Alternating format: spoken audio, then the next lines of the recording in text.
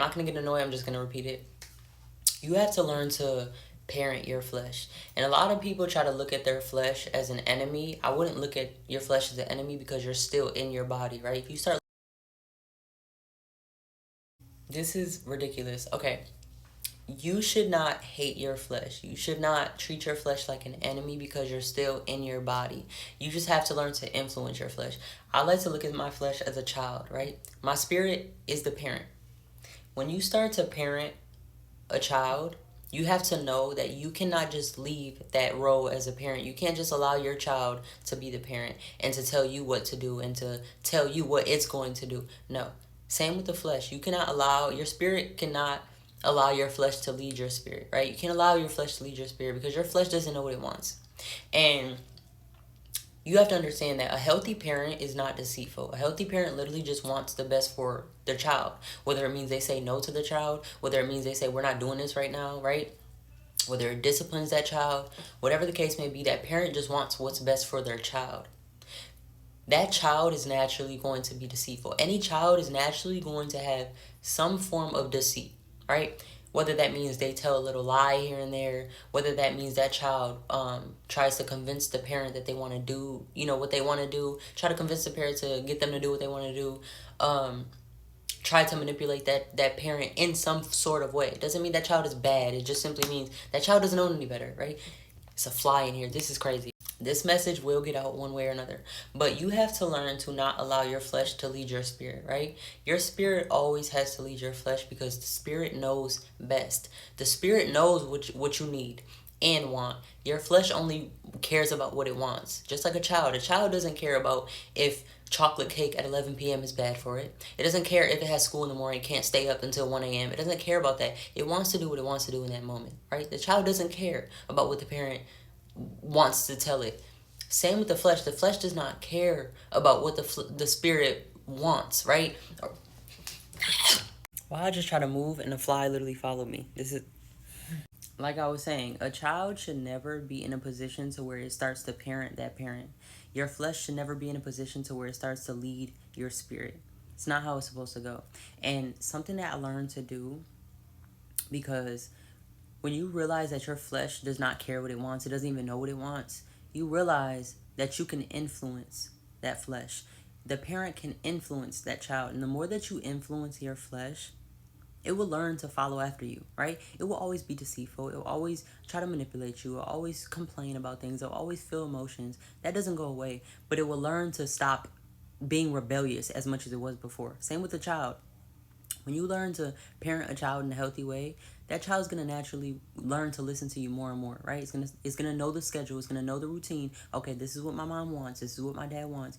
This is the rules of what they set for me. I can't do certain things, and it's naturally going to listen eventually.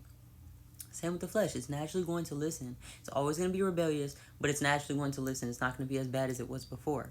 And something that I learned to do is to wait. When your flesh says, hey, I want this, just wait. Because I promise you, if you wait like 5 minutes, your flesh is going to instantly change its mind. Instantly. You have to wait 5 minutes and remind yourself why you shouldn't be doing certain things. If your flesh says something, you have to ask yourself, okay, for one, is this against scripture? Is it a sin? Is it disobedience to God? Because if it's any of those three, we're not doing that. You have to tell that flesh, hey, I know you want this. I know. I understand. You have to understand your flesh. Feel it. Feel the emotions of what you feel. I feel like I want this. I feel like I should go into this. I feel like I should run back. Feel it. And say, you know what? I understand that you feel this, but we're not going to do that because so and so and so, right? You have to foreshadow things. You have to learn to look ahead and say, okay, what is the result of this decision of what my flesh wants? Is it going to put us in a bad situation? You have to learn to wait and ask these questions, because the more that you ask these questions, you learn, oh wait, my flesh is just feeling feelings. Feelings are not over the truth, right? When God tells you certain things and your flesh says the opposite of what it wants to do and it starts running towards certain things because it gets triggered or it's in fight or flight, and those are the two leading causes to your flesh wanting to do something, is a trigger or you're in a fight or flight, which is also a trigger. Something triggered your fight or flight. When you are in those moments, you learn that triggers, they come and they go. You can be triggered by anything. You can be triggered by something that happened on the TV. You can be triggered by somebody said something to you. You can be triggered by something you ate. If you ate too much and your stomach starts to feel bad and you start to feel sick, you can be triggered by anything. And you learn that. You learn, oh, the flesh is literally just going to do what it wants to do depending on how I feel. Feelings are not real, okay? Feelings are not real. Truth is real. That's the only thing that you need to pay attention to, is what God said, is what He is telling you, is what your spirit is telling you. So again, I don't need to hear that, but if you're in a moment to where you're falling into sin, or you just, you keep not understanding why you keep listening to your flesh, why it's so hard to tell your flesh no, you have to look at it as a parent leading a child, and you also have to take 5 minutes to just wait. Take 5 minutes to learn how to parent your child, which is your flesh. Wait 5 minutes to say, okay, what is best for my child right now? What is best for them? And then you figure that out, and then you say no. And then your flesh will follow. Your flesh will follow. Once you allow yourself to say, you know what, I'm going to lead my flesh. I'm the spirit, right? I am in charge. You have to put your flesh in its place.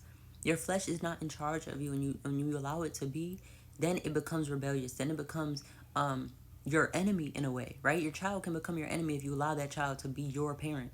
So again, I don't need to hear that, but I pray that you just take 5 minutes to wait and talk with yourself, ask God for guidance, and ask Him to clarify and reveal things to you while you're in that 5 minute waiting, before you go into whatever your flesh wants, because your flesh is deceitful and it doesn't know what it wants.